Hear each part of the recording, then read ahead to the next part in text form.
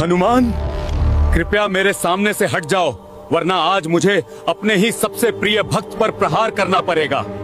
क्या आपने कभी सोचा है कि जिन श्री राम के लिए हनुमान जी ने अपना सीना तक चीर दिया था, एक समय ऐसा भी आया जब उन्हीं राम को अपने सबसे परम भक्त पर बाण चलाने पड़े। आखिर ऐसा क्या हुआ था कि भगवान और भक्त कुरुक्षेत्र की तरह आमने सामने खड़े हो गए थे? इस रोंगटे खड़े कर देने वाले महासंकट की शुरुआत होती है काशी नरेश से। एक बार काशी नरेश एक भयंकर मायावी राक्षस से युद्ध कर रहे थे। क्रोध में आकर उन्होंने एक दिव्य बाण छोड़ा, लेकिन वो मायावी छल से बच निकला। वह बाण सीधे जाकर एक विशाल वृक्ष को काट देता है और वह वृक्ष सीधे महर्षि विश्वामित्र के तपोवन में जा गिरता है।